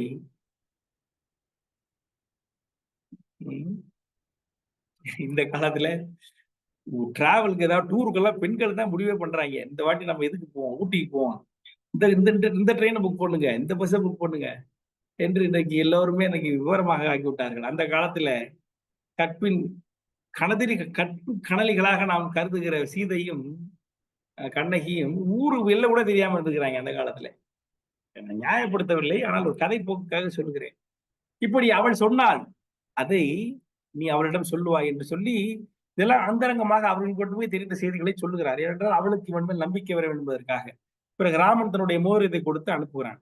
அனுப்பியதற்கு பிறகு இவர்கள் கிளம்பி செல்கிறார்கள். இது நாட விட்ட படலம். அதற்கு பிறகு பிளம் புக்கு நீங்கு படலம். பிளம் புக்கு நீங்கு படலம்னா, பிளம் என்று சொன்னால் பெரிய குகை. அந்த குகையை அந்த குகைக்குள் பூந்து மாட்டிக்கொண்டு பிறகு அதிலிருந்து அவர்கள் நீங்கி வெளிவருகிற படலம். அந்த படலம் இப்ப எல்லா பக்கமும் இந்த வானர்கள் 4 பக்கம் செய்ய ஆரம்பிச்சிட்டாங்க. 4 புறம் பிரிந்து ஒரு தலைமையில செல்கிறார்கள். இப்பொழுது தென்புறத்தை நோக்கி அனுமன் வருகிறார். மற்றவர்கள் எல்லாம் விட்டு விடுகிறார்கள். அனுமரை மட்டும்தான் இப்போ கம்பர் நம்ம காமித்து கொண்டே வருகிறார். இப்ப நம்ம அனுமன் கூட்டத்தை மட்டும்தான் நம்ம பார்த்துட்டே வரோம். இவர் வருகிறார்கள், எல்லா பக்கமும் வருகிறார்கள். வருகிற பொழுது மேற்கு வடக்கு கிழக்கு என்ற திசைகளில் இடபன் சதவெளி விந்தன் போன்ற வீரர்கள் தலைமையிலும், தெற்கு பகுதியில் அனுமனை தலைமையிலும் இந்த வானரப்படைகள் செல்லுகின்றன. அதே மாதிரி அந்த சுக்ரீவன் சொன்ன மாதிரி எல்லா பகுதியையும் தேடுகிறார்கள் வரிசையா. இந்திய மலையில் தேடுகிறார்கள், நர்மதை ஆற்றை கடக்கிறார்கள், ஏமக்கூட மலையை கடக்கிறார்கள். அந்த ஏமக்கூட மலையை அந்த பார்த்த உடனே ரொம்ப அழகான மலையா இருக்கு, இதான் ராவணன் இடமோ என்று கருதுகிறார்கள். பிறகு அங்கும் ஏமாந்து திரும்புகிறார்கள். உடனே அங்கதான் சொல்றான், எல்லாம் பிரிஞ்சு போய் தேடுங்கப்பா, எல்லாம் பிரிஞ்சு போய் தேடி எல்லாம் கடைசியில மகேந்திர மலைக்கு வந்துருங்க, அங்க நம்ம எல்லாம் ஒன்னா சேருவோம் என்று சொல்லி அவர்களை பிரித்து அனுப்புகிறான் அங்கதான். இப்படி எல்லாம் போகிற பொழுது அனுமன் கூட போற கூட்டம் என்ன பண்ணுதுன்னா, ஒரு பாலைவனத்தை போய் அடைஞ்சிருது. ஒரு பாலைவனத்தை தாண்டுது. அந்த பாலைவனத்தை படாத பாடுபடுறாங்க. வெயில், கடுமையான வெயில், நெருப்பெறிகிற மாதிரி இருக்கு. அந்த அந்த வனங்கள்லாம் கருகி போய் கிடக்கின்றன. அந்த இடத்துல இந்த வானர கூட்டம் மாட்டி கொள்கிறது. அப்பொழுது அவர்கள் படுகிற பாட்டை, நிறைய பாட்டு எழுதியிருக்காரு. அதுல ஒரு பாட்டு ரொம்ப சுவையான பாட்டு, அதை மட்டும் சொல்லலாம்னு நினைக்கிறேன். என்னன்னா, அந்த பாலைநிலத்தில் எப்படி அந்த வானரப்படைகள் பாடுபட்டன என்பதை எழுதுகிறார். நீட்டிய நாவினர் வாயெல்லாம் வறண்டு போச்சு, நாக்க நீட்டே தங்க, ஒரு சொட்டு தண்ணி இங்க கிடைக்காதான. நிலத்தில் தீண்டுதொரு ஊட்டிய வெம்மையால் உலையும் காலினர். காலை வச்ச உடனே அந்த வெயில் சுடுறதுல படாத பாடுபடுதான் அந்த கால்கள். இந்த கால்கள் படாத பாடுபட்டு, காற்றினும் காய்ந்து தம் காயம் தீதலால். அந்த காடு, அந்த காயம், அதாவது என்ன சொல்ற, அந்த வெயில்ல பட்ட ஒரு உடம்பு பூரா தீந்து போகிற அளவுக்கு வெயில், அந்த அளவு சூடு. அந்த சூட்டு அகல் மேல் எழு பொறியின் துள்ளினார் என்று அழகாக எழுதுகிறார். பாட்டை பாடுறேன், அதுக்கப்புறம் சொல்றேன் விளக்கம். இங்க பாருங்க. நீட்டிய நாவினர் நிலத்தில் தீண்டுதொரு ஊட்டிய வெம்மையால் உலையும் காலினர், காட்டினும் காய்ந்து தம் காயம் தீதலால் சூட்டு அகல் மேல் எழு பொறியின் துள்ளினார் என்று எழுதுகிறார். அவங்க துள்றாங்களா, அந்த வானரப்படை காலை வைக்க முடியாம துள்ளுது. மேலையும் சுடுது, கீழே சுடுது, சைட்லையும் சுடுது. அது துள்றதுக்கு ஓமை சொல்றாரு, அற்புதமான ஓமை சொல்லுகிறார். என்ன சொல்லுகிறார் சொன்னால், இந்த நம்ம அந்த பான்பூரி எல்லாம், பான்பூரி அது என்ன சொல்லுவோம், பாப்கார்ன் இல்ல, பாப்கார்ன் பார்த்திருக்கோம் இல்லையா? அந்த பாப்கார்ன் பாருங்க, அந்த ஒரு மிஷின் மாதிரி இருக்கும். அதுல வந்து அந்த சோளத்தை போட்ட உடனே அதை பொரிஞ்சு துள்ளும் பாருங்க, இந்த சூடு பட்ட உடனே. அது மாதிரி துள்றாங்களாம். சூட்டு அகல் மேல் சூடான ஒரு சட்டியில போட்ட பொறி, அந்த பொறி எப்படி துள்ளுமோ, அகல் மேல் எப்படி பொறி போட்டா எப்படி துள்ளுமோ அந்த சூடு பாருங்க, அது மாதிரி அந்த வானரப்படைகள் துள்ளின என்ற அற்புதமான ஒரு உவமையை வந்து கம்பர் கொடுக்கிறார். இப்படி அந்த வானரப்படைகள் அந்த பாலைவனத்தில் படாத பாடு பட்டன. பிறகு ஒரு பிலம் ஒரு குகைக்குள்ள பூந்துடுறாங்க. இங்க தேடுவோம். குகைக்குள்ள பூந்துட்டா அது போகுது போகுது போகுது போய்க்கொண்டே இருக்கிறது. ஒரு பிறவிக்க ஒரு தூரத்துக்கு அப்புறம் அவங்களால திரும்பவும் முடியல. ஏன்னா கொஞ்சம் பேரா போறாங்க, கூட்டம் கடுமையான கூட்டம். திருப்பினா எங்கிட்டு போறதுன்னு தெரியல. போய் ஒண்ணுமே இருட்டு, ஒரே இருட்டு, ஒண்ணுமே புரியல. கண்ணு தெரியல, எல்லாம் கதறாங்க. என்ன பண்றது ஏது பண்றதுன்னு தெரியல. உடனே அனுமார் சொல்றாரு, நீங்க ஒண்ணும் கவலைப்படாதீங்க, என் வாளை பிடிச்சேங்கடா நீங்க, நான் முன்னாடி போறேன் என்று சொல்லி அனுமன் வந்து தட்டு தடுமாறி முன்னாடி போகிறார். இவங்க எல்லாம் வாளை பிடிச்சிட்டு பத்திரமா அவனை ஃபாலோ பண்ணிக்கிட்டே போறாங்க. போனதற்கு பிறகு கையால் தடவி கொண்டே அனுமன் அப்படியே பாலிப்பட்ட கொஞ்சம் தூரம் போனதுக்கு அப்புறம் லேசா வெயில் தெரியுது. அந்த வெயிலை தாண்டி வெளியே வருகிறது பார்த்தா ஒரு அற்புதமான ஒரு நகரம், ஒரு நகரத்தை பார்க்கிறாரு. அந்த நகரம் வந்து ரொம்ப அழகான ஒரு நகரம். ஆஹா, கண்டுபிடிச்சிட்டோம் இலங்கைய, ராவணன் இங்கதான்டா இருக்கான் என்று துள்ளுகிறார்கள். இந்த வெயில் பட்டதெல்லாம் அவனுக்கு மறந்து போச்சு, அந்த இருள் புகையெல்லாம் மறந்து விட்டது. அங்கே வந்து அவர்கள் மகிழ்ச்சி அடைகிறார்கள், வியப்பு மகிழ்ச்சி. அந்த நகரத்தை பார்த்து வியப்பு அடைகிறார்கள், மகிழ்ச்சி அடைகிறார்கள். அதுக்கு நடுவுல ஒரு பொண்ணு, அழகான ஒரு பொண்ணை பாக்குறாங்க. சுயம் பிரபை என்பது அவளுடைய பேர். அவள் வந்து அவ்வளவு அழகா இருக்கிறாள். ஆகா, சீதையை கண்டுபிடிச்சிட்டோம், இங்க தனியா இருக்கிறா என்று சொல்லி எல்லாரும் சீதையோ என்று ஐயுறுகிறார்கள். உடனே சுயம்பிரபை வந்து நீங்க எல்லாம் யாருப்பா என்று கேட்கிறார். உடனே வந்து சுயம்பிரபை அனுமன் சொல்றாரு, நாங்க வந்து ராமருடைய ராமருடைய மனைவி சீதையை தேடி வந்திருக்கிறோம்னு சொன்னா, நாங்க வந்து நான் சுயம்பிரபை என்று சொல்லுகிறார். அவன் சீதை இல்லை என்று தெரிந்து விடுகிறது. இந்த சுயம்பிரபை வந்து அவங்களுக்கு எல்லா வானர்களுக்கும் விருந்து கொடுக்குறான். கொடுத்ததற்கு பிறகு அனுமன் வந்து அவளை பார்த்து உங்க வரலாறு என்ன என்று கேட்கிறான். உடனே அவ வரலாறு சொல்றான். மயன் என்று சொல்லக்கூடிய அசுர சிற்பி, அசுரர்களுடைய கூட்டத்துல மயன் என்கிற ஒரு சிற்பி, அவன் ஒரு பெரிய தவம் பண்றான். வானத்தை நோக்கி அப்படியே மூஞ்சை தூக்கி வச்சுக்கிட்டு இந்த காற்றையும் வெயிலையும் மட்டுமே சுவாசித்துக் கொண்டு உணவாக உட்கொண்டு பல காலம் கடுந்தவம் புரிகிற பொழுது பிரம்மன் வந்து அவனுக்கு ஒரு வரம் கொடுக்குறான். நீ வந்து ஒரு நல்ல நகரத்தை அமைத்துக் கொள் என்று சொல்லி வரம் கொடுக்குறான். உடனே இவன் ஒரு பெரிய அழகான நகரத்தை, ஏன்னா அவன் சிற்பி இல்லையா, ஒரு நல்ல அழகிய நகரத்தை அமைக்கிறான். அமைத்திய பிறகு அதான் அந்த நகரம். இந்த நகரத்தை அமைத்த பிறகு அவனுக்கு தேவலோக ஒரு மாது ஒருத்தர் கூட காதல் கொள்கிறான். அவளோடு சந்தோஷமாக இருக்க வேண்டும் என்று கருதுகிறான். இதற்கு வந்து இந்த சுயம்பிரபை உதவுகிறான். சுயம்பிரபை என்பவள் அதற்கு அவளுக்கு உதவி செய்கிறான். அது அந்த தேவலோக மாதர் அங்கிருந்து இறங்கி வந்து இவங்க கூட இங்க குடும்பம் பண்ணிக்கிட்டு இருக்கிறார். இந்த அழகிய நகரத்தில் சந்தோஷமா இருக்கிறார். இந்திரன் வந்து அந்த அவளை தேடி கொண்டு வந்திருக்கிறான். அந்த காலத்துல இந்திரன் இதான் வேலை போல இருக்கு, அவனுக்கு தேடுறதுதான் இந்த தேடி இருந்திருக்காங்க. தேடிக்கொண்டு அப்படியே வந்திருக்கிறான். வருகிற பொழுது இங்க கண்டுபிடிக்கிறான். கண்டுபிடிக்கிற பிறகு அவர் பார்த்த உடனே மயனை கொன்று விடுகிறான். இந்த தேவலோக மங்கையை வந்து அழைத்து கொண்டு போகிறான். சுயம்பிரபைக்கு சவித்து விடுகிறான். நீ இந்த யாரும் இல்லாத நகரில் நீ ஒரு ஆள் மட்டும் இது, உனக்கு அதான் தண்டனை என்று சொல்லி போய் விடுகிறான். உடனே அவர் காலில் விழுந்து கெஞ்சுகிறான். கெஞ்சிற உடனே எனக்கு எப்போ விமோசனம் என்று சொல்லுகிற பொழுது ராமரை தேடி வானரப்படைகள் இங்க வந்ததுக்கு பிறகு ஒரு விமோசனம் கிடைக்கும் என்று சொல்லிவிட்டு போய் விடுகிறான். நீங்க நல்ல வேளை வந்தீங்க, எனக்கு ஒரு விமோசனம் கிடைக்குமா என்று நான் கருதுகிறேன் என்று அவள் சொல்லுகிறார். சொன்ன பிறகு உடனே இவர்கள் எல்லாம் மகிழ்கிறாங்க. சரி, அவளுக்கு பிரச்சனை போது இவருக்கு தெரிஞ்சு போயிடுது, என்னடா இங்க வந்து நம்ம வந்துட்டோம், வந்து சீதை கிடைக்கல அப்படின்னு. ஆனா எப்படி நம்ம வெளியே போறது, எனக்கு வெளியே போறதுக்கு வழி தெரியல. ஏன்னா பெரிய குகை, இந்த குகை வந்து 20 யோசனை தூரம். இந்த குகை வந்து 20 யோசனை தூரம் நீளமுடையது. இதை மீறினால வெளியே போக முடியல, எப்படி பண்றது? இப்போ வந்து அனுமன் என்ன சொல்கிறார், அனுமான் என்ன சொல்கிறார் சொல்றாரு, அவனுடைய கையால அந்த அந்த குகையினுடைய மேல் பகுதியை உடைச்சி எறிகிறார். உடைச்சி எறிகிறார். அதற்கு ஒரு உவமை சொல்றார் கம்பர். அந்த காலத்துல வராக வடிவம் கொண்டு பூமியை வந்து பொழந்துகிட்டு நம்ம இவர் கொண்டு வந்த மாதிரி, யாரு திருமால் கொண்டு வந்த மாதிரி அந்த புகையை வந்து உடைத்தெறிகிறார். தன்னுடைய கைகளாகிய தந்தங்களால் அனுமர் வந்து விசுரூபம் எடுத்து அதை உடைத்தெறிகிறார். எடுத்ததுக்கு பிறகு அது பெரிய அந்த மேற்பகுதியை உடைச்சதுக்கு அப்புறம் அந்த குகை வந்து உடைபட்டு போய் விடுகிறது. உடனே சுயபிரம்பை அவள் சாப பூசல்பட்டு போய் விடுகிறார். இவர்களும் அந்த இடத்தை நீங்கி விட்டு இங்கே வருகிறார்கள். அந்த பிலம் புக்கு நீங்கு படலாம். இதுல வந்து இதுல சிறப்பான பாடல் என்னவென்று சொன்னால், அனுமன் பேருரு கொண்டு பிளத்தை பிளக்கிற அந்த பாடல் தான். இழுத்து உயர் சுடற்புயம் இரண்டும் எயிறு என மறுத்து மகன் இப்படி இடர்ந்து வளர்ந்தான் புதுசா வளர்ந்தார். கருத்தின் நிமிர் கண்ணின் எதிர் கண்டவர் கலங்க உறுத்து உலகெடுத்த கருமாவினையும் போத்தான். தன்னுடைய கைகளாகிய கைகளை வந்து தந்தங்களை போல் கொண்டே அந்த வந்து பெரிய உருவமாக வளர்ந்து அதை உடைத்து எறிந்தான். அது எப்படி இருந்தது என்று சொன்னால், பூமிக்குள் புகுந்து பாதாளத்துக்குள் அடைந்த இந்த பூமியை வராக வடிவம் கொண்டு தன்னுடைய கொம்புகளால் எடுத்துக்கொண்டு வந்த அந்த வராக திருமாலை போல அவன் தெரிந்தான் என்று பாடுகிறார். இது பிளம்புக்கு படலம், தேடுற படலம் தான். அதற்கு பிறகு அவர்கள் ஒரு பொய்கை கரை அடைகிறார்கள். பிறகு ஆறுசல் படலம் என்கிற இது அந்த இடத்துல என்னன்னா, இங்க உள்ள காய் கனிகள் எல்லாம் உண்டவர்கள் சற்று ஓய்வெடுக்கிறார்கள். அப்பொழுது துமிரன் என்கிற ஒரு அசுரன் வருது, அரக்கன் வர்றான். இது என்னுடைய பொய்கை, இந்த பொய்கையில இவங்க யாரா, அவங்க எல்லாம் கூட்டம் கொஞ்சமா வர்றாங்க, அதிகமான கூட்டம் இவங்க கூட காய்கனி எல்லாம் சாப்பிட்டு படுத்து தூங்குறாங்க, இவங்க யாரு என்று சொல்லி அங்கே பாக்குறான். அவன் எப்படிப்பட்டவன் என்று சொன்னால், மலையை ஒப்பான், கடலை ஒப்பான், கொலை செய்வான், கூற்றை நிகர்ப்பான், கனல் கண்ணான் என்றெல்லாம் அவனை வர்ணிக்கிறார் கம்பர். அப்படிப்பட்ட பெரிய அரக்கன். அவன் என்ன பண்றான், அங்கதன் படுத்து கிடக்கிறான். அங்கதன் மாப்பிள ஓங்கி ஒரு அடி அடிக்கிறான். அங்கதன் விழித்து பார்த்து, ஆஹா ராவணன் தான் போல இருக்குன்னு சொல்லிட்டு அங்கதன் திருப்பி அவனை அடிக்கிறான். அவன் இந்த துமிரன் இறந்து விடுகிறான். அங்கதன் ராவணன் தான் வந்துட்டான் என்று சொல்லி துள்ளி எழுந்து அவனை ஓங்கி அடித்து அவனை கொலை செய்து விடுகிறான். உடனே இவன் யார் என்று கேட்கிறார்கள். பிறகு சாம்பவான், அவன் தான் வயது மூத்தவன். அவன் சொல்லுகிறான், இந்த பொய்கையை காவல் காக்கிற அரக்கன் இவன், துமிரன் என்கிறவன். ஆகவே இவன் அங்கதன் அடித்து அவன் இறந்து விட்டான். சரி, இவனை தாண்டி நம்ம போவோம், எங்கும் சீதை இல்லை என்று சொல்லி அவர்கள் தாண்டி செல்கிறார்கள். பிறகு வடபெண்ணை ஆறு அதெல்லாம் தாண்டி போகிறார்கள். பிறகு விதர்ப்ப நாடு அதை அடைகிறார்கள். அங்கேயும் தேடுகிறார்கள், அங்கேயும் இல்லை. தண்டகவனம் போகிறார்கள், அங்கே தேடுகிறார்கள், அங்கேயும் இல்லை. முண்டகத்துறை வருகிறார்கள், அங்கே தேடுகிறார்கள், அங்கேயும் இல்லை.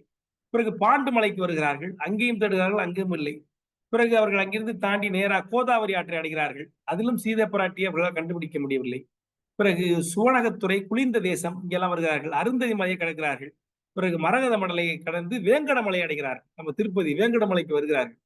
வேங்கடமலையினுடைய பெருமையை குறித்து ஒரு அற்புதமான பாடல் பாடுகிறார். எவ்வளவு பேர் திருப்பதிக்கு போறவர்கள் இருப்பார்கள் இல்லையா, அவர்கள் எல்லாம் உணர்ந்து உயிர்கிற அளவுக்கு ஒரு அற்புதமான பாட்டு. இந்த திருப்பதி மலை எப்படிப்பட்ட மலை என்று சொன்னால், அங்க இருக்கக்கூடிய விலங்குகள் கூட வீடு பேர் அடைந்து விடுமா. அந்த திருப்பதி மலையுடைய பெருமை என்னவென்று சொன்னால், அந்த வேங்கடமலை, அதில் இருக்கக்கூடிய விலங்குகள் பறவைகள் கூட வீடு பேர் அடைந்து விடும், சொர்க்கம் போகக்கூடிய பேற்றை அடைந்து விடும். அப்படி என்றால் அங்கு போகிற மனிதர்களுடைய நிலை என்ன, அவர்கள் எப்படிப்பட்ட பேர் பெற்றவர்கள் என்று பாடல் எழுதுகிறார் கம்பர். வளம் கொள் நேமி மழை நீர வானவன் அலங்கு தாளினை தாங்கிய அம்மலை விலங்கும் வீடு உருகின்றன, மெய்நெறி புலன்கொள்வார்க்கு அணையது பொய்க்குமோ. விலங்குக்கே அது கிடைக்கும்னா மனிதர்களுக்கு அது கிடைக்காதா என்று எழுதுகிறார். அந்த வேங்கடமலையையும் தேடுறாங்க, அங்கேயும் இல்லை. திருப்பதி மலையும் இல்லை. பிறகு தொண்டை நாடு வருகிறார்கள். பிறகு சோழ நாடு வருகிறார்கள். சோழ நாட்டுடைய பெருமையெல்லாம் பாடலாக எழுதுகிறார். பிறகு மலைநாடு போகிறார்கள், அங்கும் தேடுகிறார்கள், அங்கேயும் இல்லை. பிறகு பாண்டிய நாடு வருகிறார்கள். இந்த பாண்டிய நாட்டு சிறப்பு தான் ஒரு அற்புதமான பாட்டு. அத்திருத்தக நாட்டினை அண்டர் நாடு ஒத்திருக்கும் என்றால் உரை ஒக்குமா. அந்த பாண்டிய நாட தேவலோகம் தான் ஒத்திருக்குமா. அதுக்கு என்று சொன்னால் அதற்கு உரை, அதுக்கு மேல ஏதாவது சொல்ல முடியுமா? எத்திரத்தினும் ஏழ் உலகம் புகழ் முத்தும். எந்த திறத்தினும், எந்த பேராமீட்டர்லையும் 7 உலகம் புகழ், எல்லா உலகத்திலும் புகழ் பெற்ற முத்தும். இந்த முத்து அங்க கிடைக்குது பாண்டிய நாட்டுல. முத்தமிழும், அந்த பாண்டிய நாட்டுல என்ன இருக்கு? முத்து. எல்லா உலகத்திலையும் எல்லா தகுதிகளையும் மீறிய உயர் தகுதி படைத்த முத்தமிழும் அங்கே முற்று கிடக்கிறது. எங்கே? பாண்டிய நாட்டில். அப்படிப்பட்ட பாண்டிய நாட்டை அவர்கள் அடைந்தார்கள். அங்கேயும் அவன் தேடுகிறார்கள். இங்கே தேடுகிறார்கள், அங்கேயும் ஒண்ணும் இல்லை. எல்லாம் வருந்தி கடைசியா மகேந்திர மலைக்கு வந்துடுறாங்க. அப்படியே வெக்ஸ் ஆயிடுறாங்க. எல்லா இடமும் தேடி பார்த்துனா கடைசி வரைக்கும் காணும். அங்க வந்த உடனே அப்படி நான் சொன்ன மாதிரி அவங்க நாள் ஆயிடுச்சு, 1 மாசம் ஆயிடுச்சு. என்ன பண்றதுன்னு தெரியல அவங்களுக்கு. சரி, நம்ம செய் அல்லது செத்து முடின்னு சொல்லுவோம் இல்லையா, நம்ம வந்த வேலை முடியல, ஆகவே செத்து போயிடுவாங்கிற முடிவுக்கு வந்துருக்காரு. அங்கதான் தான் முதல்ல பேச்ச ஆரம்பிக்கிறாங்க. என்னால போய் ராமனை போய் பார்த்து இல்லைன்னு சொல்ல முடியாது, நான் செத்து போயிடுறேன் என்று அங்கதான் சொல்லுகிறேன். அவன் சொன்ன உடனே அரசன் கொடுத்த நாள் முடிஞ்சு போச்சு என்று புலம்புகிறான். உடனே சாம்பவான் என்ன சொல்லுகிறான்? அப்பா, நீ இளவரசன், நீ சாக வேண்டாம்ப்பா, நாங்க செத்து போயிடுறேன், நீ சாக வேண்டாம், நாங்கள் இறந்து விடுகிறோம், நீ போய் இந்த தகவலை போய் உங்க இவர் ராமன் சொல்லு, ஏனென்றால் நம்மால் அவர்களுடைய கடமையை நம்ம ஏற்றுக்கொண்ட வேலை செய்ய முடியவில்லை என்று அவர்கள் சொல்கிறார். சொன்னதற்கு பிறகு உடனே அப்பதான் அனுமன் சொல்லுகிறார், ஏப்பா, உவனம் முற்றிலும் ஒரு புடையில் புக்கிலம். இந்த உலகத்துல ஒரு பகுதி கூட நம்ம தேடல. உலகத்துல பாரத நாட்டுல தென்பகம் மட்டும் தேடி இருக்கோம். அதுக்கப்புறம் நம்ம உலகம் பூரா தேடின மாதிரி ஏன்னா அப்படி கவலைப்படுறீங்க? நம்ம தேடி பாதி பகுதி கூட பார்க்கவே இல்லையே, அதுக்குள்ள ஏன் இந்த சோர்ந்து விடுகிறீர்கள்? அதற்குள்ளே செலுத்தி விட்டீர்களே என்று அனுமர் சொல்லுகிறார், நாடுதலே நலம் இன்னும் அத்தோடு அலர் குழலிதன் துயரின் சென்று அவர் வீடிய சடாவை போல் வீடுதல் பாடலம் அல்லது பழியற்றாம் என்று சொல்கிறாங்க. அதாவது என்ன சொல்கிறாங்கன்னா, இன்னும் நம்ம தேடணும், தேடி பார்ப்போம், முழுமையா தேடி பார்த்துட்டு கடைசியில அவர் கிடைக்கல அப்படின்னா சடாய் எப்படி செத்து போறானோ அந்த மாதிரி நம்ம செத்து போவோம். அதுக்கு முன்னாடி என்னோட பாதியில நீங்க போகணும்னு நினைக்கிறீங்க என்று அனுமர் சொல்லுகிறார். இல்ல, சடாயு என்கிற பேரை கேட்ட உடனே இங்க சம்பாதி என்று சொல்லக்கூடிய அந்த கழுகு பையன் மெல்ல மெல்ல ஊர்ந்து அவர்கிட்ட வர்றான். மலை மாதிரி வர்றான். இறகு இழந்தவன், இறகு இழந்த சம்பாதி. அம்மா சொன்னாங்க இல்லையா, சம்பாதி என்பது வடமொழி சொல் என்று சொன்னார்கள். அந்த கழுகுக்கு அரசன், சடாயுக்கு மூத்தவன் அவன் வருகிறான். இதுல ஒரு முக்கியமான ஒரு செய்தி, ராமாயணம் என்பது நேர்மறை காப்பியம் ஒரு கீரன் சொல்லுவார். என்னன்னா, சகோதரர்கள் தேடிக்கொண்டே இருந்தார். சகோதரனுடைய சகோதரத்தினுடைய மேன்மையை காண்பிக்கிற காப்பியம் இந்த ராமாயணம். மகாபாரதம் அதுக்கு எதிர்மறை. அங்கே சகோதரர்களே அடித்துக் கொண்டு செத்து போய் விடுவார். நால்வரோடு பிறந்த ராமன் அடுத்து ஒரு 3 சகோதரர் சேர்த்து கொண்டு போவான். இதுக்கு நடுவுல நம்ம அற்புதமான சகோதரர் பாசங்களை பார்க்கிறோம். யாரு? சம்பாதி, சடாயு போல. அப்படி ஒரு நேர்மறை காப்பியம் ராமன். அதுக்கு அதனுடைய பகுதி தான் இந்த சம்பாதிங்கிற பகுதி. இந்த சம்பாதி சடாயுங்கிற பேரை கேட்டவுடனே இங்க இருந்து வருகிறான். என்னப்பா சடாயு என்று சொன்னீர்களே, என்ன என்று கேட்கிறான். என்னாச்சு அவனுக்கு, ஏன் இறந்தான் என்று கேட்கிறான். பிறகு எல்லாத்தையும் சொல்லுகிறார்கள். சொன்ன பிறகு கண்ணீர் விட்டு கதறுகிறான். கதறிய பிறகு நீ யாரு என்று அனுமன் கேட்கிறான். அனுமன் கேட்டதற்கு பிறகு நான் அவனுக்கு முன் பிறந்தவன், மின் பிறந்தால் என விலங்கு எயிற்றினா என் பிறந்தார்க்கு இடை எய்தலாத என் பின் பிறந்தான் துணை பிரிந்த பேரை ஏன் முன் பிறந்தேன் என்று முடிய கூறினான். அதாவது சகோதரர்களால் துன்பம் அடையாதவர்கள் உண்டோ அப்படின்னா, அதாவது சகோதர பாசத்தால் வருகிற துன்பத்தை மீறிய துன்பம் உண்டா? எந்த வகையான துன்பம் வரும்? ஒண்ணு ஏதாவது பிரச்சனை வந்தா வரும், இல்லைன்னா சண்டை வந்தா வரும், இல்ல அவன் இறந்து போனால் வரும். ஏன்னா சகோதரனால் வருகிற அதாவது உதிரத்து உறவுகளால் வருகிற துன்பம் என்பது தாங்க முடியாத துன்பம். அதை சம்பாதி சொல்லுகிறான். அந்த சடாயுக்கு முன்பிறந்தவன் நான் என்று அவர்கள் விளக்குகிறார். விளக்கிறதுக்கு பிறகு அனுமான் எப்படி சடாய் இறந்தான் என்று சொல்கிறான். உன்னை கேட்டு பெருமைப்படுறான். பரவாயில்ல, ராமன் ஒரு பெண்ணை காப்பதற்காக இழந்திருக்கான்னு சொல்லுகிறான். பிறகு அவன் சொல்லுகிறான், நீங்க எல்லாம் ராமநாமம் சொல்லுங்க, எப்படி இந்த சிறைகளை இழந்தான் என்று கேட்கிறார்கள். பிறகு அவன் சொல்லுகிறான், நம்ம தெரிஞ்ச கதை தான். வானத்தை சூரியனுடைய குழந்தைகள் நாங்க வானத்தை நோக்கி பறந்து அந்த சூரியனை நோக்கி பிடிப்போம்ட்டு நாங்க போனோம். ஒருத்தர் முந்தி கொண்டு போனோம். சம்பாதி இளையவன் எனக்கு முன்னாடி மேல போனான். போகும் பொழுது அந்த சூரிய கதிர்கள் அவனுடைய இறக்கையை கருக்க ஆரம்பித்து விட்டன. உடனே எந்த இனி காப்பாற்றுவாய் என்று கதறினா. என் அப்பா மாதிரி அண்ணனை அப்பா என்னை காப்பாத்திட்டு நான் உடனே நான் போய் அவனை காப்பாத்துறதுக்காக என்னுடைய சிறகுகளை விரித்து அவனை காத்தேன். அந்த வகையில அவன் தப்பிச்சுட்டான். என்னுடைய சிறகுகள்லாம் கருகி இந்த இடத்துல விழுந்துட்டேன். உடனே என்னுடைய சாப விமர்சனம் என்று என்ன என்று கேட்கிற பொழுது எனக்கு என்ன சொன்னார்கள் என்று சொன்னால், முனிவர்கள் வரக்கூடிய ராமநாமத்தை நீ கேட்டால் உனக்கு அந்த ஒரு சிறகுகள் முளைக்கும் என்று அவர்கள் சொன்னார்கள். ஆகவே நீங்கள் எல்லோரும் ராமநாமம் செய்யுங்கள் என்று சொல்லுகிறார். இந்த ராமநாமத்தினுடைய பெருமையை நம்ம இதுல பார்த்தோம் இல்லையா, வாலி வதைப்படலத்துல. அந்த மும்மைசால் உலகுக்கெல்லாம் அந்த பாட்டு இல்லையா, தம்மையே தமக்கு நல்கும் தனிப்பெரும் பதம் ராமனுடைய ராமம். அப்படிப்பட்ட ராமநாமத்தை அவர்கள் திரும்ப திரும்ப திரும்ப திரும்ப திரும்ப அவர்கள் சொல்லுகிறார்கள். ராம ராம ராம ராம என்று சொல்லுகிறார்கள். அவர்கள் சொல்ல சொல்ல அந்த இறக்கை அந்த கருகி போன அந்த சிறகு அது வளர ஆரம்பிக்கிறது. அதை பார்த்து ஆச்சரியப்படுகிறார்கள் அந்த வானரங்கள். என்னடா அது, எல்லீரும் ராம நாமமே சொல்லீர் சொல்ல எனக்கு ஒரு சோர்விலா நல்லீர பயன் நன்னும் நல்ல சொல் வள்ளீர் வாயுவை வளர்க்கும் மாண்பினீர். நீங்க எல்லாரும் ராமநாமத்தை சொல்லுங்க, சொல்ல சொல்ல எனக்கு நல் ஈர பயன் நன்னும், எனக்கு நல்ல பயன் கிடைக்கும். நல்ல சொல் வள்ளீர். இதுல ஒரு குறிக்க செய்தி பாருங்க. ராமநாமத்தை சொன்னா நல்லது நடக்கும். யார் சொன்னா நடக்கும்? நல்ல சொல் வள்ளீர், நல்ல சொல்லுடையவர்கள் சொல்லணும். ஏன்னா எல்லா தப்பும் பண்ணவன் சொன்னா ஒண்ணும் நடக்காது. வாய்மை வளர்க்கும் மாண்பினீர் கம்பர் வைக்கிறார் அங்க. வாய்மை வளர்க்கும் மாண்புடையவர்கள், வாய்மை சொல்லக்கூடியவர்கள் நீங்கள் வானரங்கள், வாய்மையை காக்கக்கூடிய வானரங்கள் நீங்கள். நல்ல சொல்பவர்கள் நீங்க. ராமன் சொல்லுங்க, ராமராமன் சொல்லுங்க. சொல்லும் பொழுது என்னுடைய சிறகு வளரும் என்று சொல்லுகிறான். நிறைய பேர் கேட்பாங்க, ராமன் சொன்னா எல்லாம் நடந்துருமாங்க. நீ நல்லவனா இருந்து சொன்னால் நடக்கும், நீ வாய்மை வல்லவனாக இருந்து சொன்னால் நடக்கும் என்று நாம் கருத வேண்டியிருக்கிறது. எந்த அளவுக்கு அந்த அற்புதமான பாடல். அந்த பாடலுக்கு பிறகு சிறகுகள் முளைக்கிறேன். முளைத்தோடு மாணவர்கள் எல்லாம் ஆச்சரியப்படுகிறார்கள். பிறகு சீதையை தேடி வந்த விஷயத்தை அவர்கள் சொல்லுகிறார்கள், அனுமன் எல்லாம் சொல்லுகிறார்கள். சொன்ன பிறகு இவன் சொல்லுகிறான், பாகு ஒன்று, அதாவது ஒரு பெண்ணை வந்து பாதி அரக்கன் வந்து இந்த பக்கம் தென் திசை பக்கம் தூக்கி போனதை நான் பார்த்தேன். அவள் இலங்கையில் தான் இருக்கிறாள், அவள் இன்னும் அங்கேதான் இருக்கிறாள். நான் இங்கேருந்து பார்த்து சொல்லு, கூறிய பார்வை, ஆகவே அவள் பார்த்து சொல்கிறேன், அவள் இன்னும் அங்கேதான் இருக்கா, இலங்கையில தான்ப்பா இருக்கா என்று சம்பாதி அவர்களிடம் கன்ஃபர்மேஷன் பண்ணிடுறான். இங்க தான்ப்பா இருக்காங்க, நீங்க எங்கேயும் தேடாதீங்க, நீங்க இலங்கையை தான் போய் தேடுறேன்னு சொல்றாங்க. சொன்னதுக்கு பிறகு சம்பாதி உடனே வந்து எனக்கு விடை கொடுங்கள், நான் வந்து போய் என்னுடைய கழுகு கூட்டங்களை பார்க்க வேண்டும். ஏனென்றால் கழுகுக்கு அரசனாக சடாயு அத்தனை கழுகுகளையும் ஆட்சி புரிந்து வந்தான். இப்போ அவன் இறந்து விட்டான். இப்பவே அவர்கள் திசை அவர்கள் தடுமாறுவார்கள். அவர்களுக்கு எல்லாம் காக்க வேண்டிய கடமை எனக்கு இருக்கிறது. ஆகவே நான் செல்கிறேன் என்று சொல்லி சம்பாதி சிறகை விரித்து கொண்டு அவன் விடைபெற்றுக் கொண்டு போய் விடுகிறான். இப்பொழுது இவர்களுக்கு கடல் தாண்டி இருக்க சீதையை கண்டு வர வேண்டிய கடமை வந்து விட்டது, தெரிந்து விட்டது. கடல் என்னன்னா ஒரு 100 யோசனை தூரம், கடல் தண்ணி எவ்வளவு இருக்குன்னா 100 யோசனை தூரம் உள்ள கடல். இதை பார்த்த உடனே களைச்சு போயிடுறாங்க, இது எப்படா தாண்டது? அப்படி ஒவ்வொருத்தரும் ஒண்ணு கேட்கும் போது அங்கதான் சொல்லுகிறான், நான் தாண்டிடுவேன், ஆனா திரும்பி வர்றதுக்கு எனக்கு சக்தி இருக்காது. தாண்டக்கூடிய அளவு எனக்கு சக்தி இருக்கு, ஆனா திரும்பி வர்றதுக்கு சக்தி கிடையாது என்று அங்கதான் சொல்லுகிறான். மற்றவர்களெல்லாம் ஐயோ என்னால முடியாது, நம்மளாலாம் தாண்ட முடியாது, ஏன்னா 100 யோசனை இருக்கிறது என்று அவர்கள் தயங்குகிறார்கள். அவர்கள் தங்களுடைய உண்மையை சொல்லிவிடுகிறார்கள். அனுமன் மட்டும் பேசாமல் இருக்கான், அவன் உண்மை சொல்லாம. ஏன்னா அனுமனுக்கு ஒரு சாபம் இருக்கிறது, ஒரு முனிவன் கொடுத்துக்கிறான். அவன் பலம் அவனுக்கு தெரியாதான், அனுமனின் பலம் அவனுக்கு தெரியாது.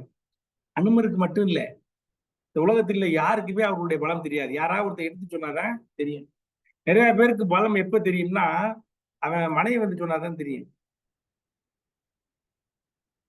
அது சில சமயம் நல்ல பலமா வரும், சில பேர் சண்டையை கொண்டு வருவாங்க, அதான் பிரச்சனை.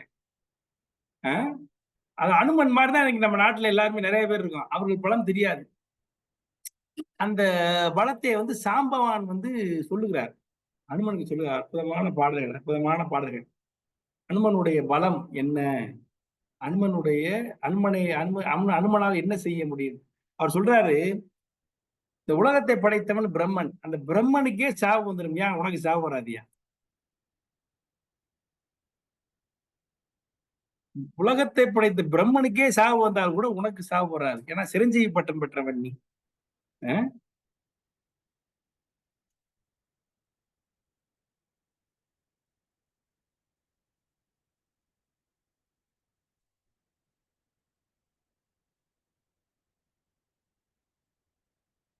மேலை விரிஞ்சன் வீயினும் வீயா மிகை நாளில். இந்த உலகத்தை படைத்த விரிஞ்சன் யாரு? பிரம்மா. அவன் வீழ்ந்தாலும் வீழாத மிகை நாளில், அதை தாண்டி உயிர் வாழக்கூடிய வாழ்நாளை உடையவர் நீர். நூலை நயந்து நுண்ணிதி உணர்ந்தீர். நூல் நயம் புணர்ந்து எல்லாத்தையும் நல்லது கெட்டது எல்லாம் தெரிந்தவன். காலனும் அஞ்சும் காய்ச்சின மொழிபீர். யமனும் பயப்படுற அளவுக்கு வீரமுடையவர்கள். ஆழம் நுகர்ந்தானாம் என சிவனை போல போர் புரிய வல்லவன் நீ. சொல்றாரு எல்லாம். அப்பா உன்னால இதெல்லாம் பண்ண முடியும். நல்லவும் ஒன்றே தீயவும் நவை நாடி சொல்லவும் வல்லீர். இது நல்லது கெட்டது என்று சொல்லவும் நீர் வல்லீர். காரியம் நீரே துணி பெற்று, எந்த காரியம் துணிச்சலா செய்யக்கூடியவன். வெல்லவும் வல்லீர். ஒரு சண்டை வந்துச்சுன்னா போராட ஜெயிக்க முடியும். சாம்பவன் நான் தாண்டிடுவேன், அங்க ஒரு சண்டை வந்துச்சுன்னா நான் என்ன பண்றது? அடிப்படிச்சா அவனுக்கு தாண்டி பிரயோஜனம் இல்லை, இங்க வந்து சொல்ல முடியாது. அங்க போற இடத்துல ஒரு சண்டை வந்தா வெல்லவும் வல்லீர், மீளவும் வல்லீர், அதுல இருந்து மீண்டு வரவும் வல்லவர். கொல்லவும் வல்லீர், எவனாவது சண்டைக்கு வந்தா கொல்லவும் வல்லீர். தோல்வழி என்றும் குறையாது, உடைய தோல்வழி வந்து என்னைக்கும் குறைவில்லாது. இந்த பாட்டை கேளுங்க. நல்லவும் ஒன்றோ தீயவும் நவை நாடி நவை தீர சொல்லவும் வல்லீர், காரியம் நீரே துணிவிட்டீர், வெல்லவும் வல்லீர், மீளவும் வல்லீர், மிடல் உண்டே கொல்லவும் வல்லீர், தோல்வழி என்றும் குறையாதீர். உனக்கு இவ்வளவு பண்புகள், நன்மை நலன்கள் இருக்கின்றன. நீதியின் நின்றீர், வாய்மை அமைந்தீர். நீதிப்படி நிற்கிறவன், வாய்மை உடையவன். என்ன சொல்கிறார்கள்? வாய்மை வாய்மை ஒண்ணு இல்லைங்க. வாய்மை இருந்தா நம்ம அஞ்சனேயர் மாதிரி இருக்கலாம் போது. யோசிச்சு பாருங்க, ஏன் மகாத்மா காந்திக்கு இவ்வளவு பெரிய புகழ்? அவனுடைய வாய்மைங்கிற ஒரு விஷயம் தானே. பொய் சொல்லாம இந்த போறோம் இல்லை, நம்ம அந்த அறம்ங்கிறதே அதான் சொல்றான். நல்லவை நாடி இன்சுலின், அதை காட்டில என்ன அறம் இருக்குன்னு தான் வல்லவர் சொல்றாரு. ஆக வாய்மை உன்னிடம் இருக்கிறது. நினைவாலும் மாத நலம் பேணாது வளர்ந்தீர். கருத்துல கூட நீ பெண்களை வந்து எண்ணி பார்க்காதவன். மறையெல்லாம் ஓதி உணர்ந்தீர். ஊழி கடந்தீர், உலகினும் ஆதி அயன்தானே என யாரும் அறைகின்றீர். எல்லாரையும் காட்டிலும் உயர்ந்தவன் பாணி, உன்னால முடியும். ஏகுமின் போ, பறந்து போ. ஏகி எம் உயிர் நல்கி இசை கொள்ளீர். எங்களுக்கு உயிரை திருப்பி கொடு, நல்லா இருப்பேன். இல்லாட்டி நாங்க செத்துதான் போகணும். எங்களுக்காவது நீ பறந்து போய் அவளை பார்த்து எங்களுக்கு உயிர் கொடு. இச்சாகரம் முற்றும் தாவிடும் நீர், இந்த கடலை தாண்டு, இக்கடல் தாவும் வேகம் அமைந்திரு, தாண்டக்கூடிய வேகம் உனக்கு தான் இருக்கிறது என்று சாம்பவான் சொல்லுகிறான். சாம்பவான் யாரு? விரிஞ்சன், பிரம்மனுடைய பையன். அவன் சொல்றான். சொல்லுகிற போது, இதெல்லாம் பேசுகிற பொழுது கம்பர் சொல்லுகிறார், தலை தாழ்ந்து இருந்தான் அனுமன். அற்புதமான காட்சி. பிறர் தம்மை புகழ்கிற பொழுது தலை சாய்ந்து நாணமுற்றவர் போல் இருப்பது பெரியவர்களுடைய பண்பு. அது அப்படியே இருக்கான், தலை சார்ந்து நாணத்தோடு இருக்காராம். இதற்கு பிறகு சொல்றார், அனுமர் சொல்லுகிறார், இலங்கையை இடந்து வேரொடி வயின் தருகை என்றாலும் விலங்கினர் தமையெல்லாம் வேரோடு விளிய நூறி புழங்குலை மயிலை கொண்டு போது என புகன்றிட்டாலும் இலங்கைய அப்படியே அப்படியே பேத்து கொண்டு வந்து இங்க கொடு அப்படின்னு நீங்க சொன்னா கூட நான் செய்யறேன். இல்ல, விலங்கு போன்ற அந்த அரக்கர்களை எல்லாம் வேரோட அழிச்சிட்டு குளங்குழை மயிலை கொண்டு போது, அவளை, அந்த பெண்ணை, அந்த சீதையை கொண்டு வா, பத்திரமா கொண்டு வா என்று நீங்கள் புகன்றிட்டாலும் கலங்களீர் உரைத்த மாற்றம் முடிக்குவள் கடிது காண்டீர் என்று சொல்கிறார். என்ன சொல்கிறான்னு சொன்னா, நீங்க இந்த இலங்கையை பூரா அப்படியே தூக்கிட்டு வா என்று சொன்னாலும், இல்ல அங்கே உள்ள எல்லா அரக்கர்களையும் கொன்று அந்த பெண்ணை பத்திரமா அழைச்சிட்டு வா என்று சொன்னாலும் நீங்க சொல்றத நான் செய்யறேன், கலங்காதீர்கள், அதை விரைந்து முடிப்பேன், ஆகவே கலங்காதீர்கள் என்று அனுமன் ஆறுதல் சொல்லுகிறார்.